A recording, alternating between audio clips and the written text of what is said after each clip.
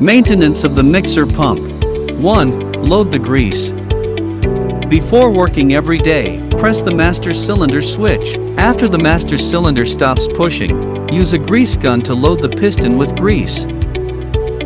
2. Load lubricating oil.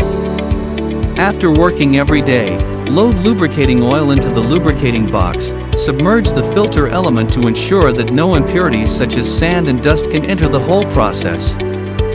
If the filter element is blocked, you need to remove the filter element, add oil to unclog it, and install it after dredging.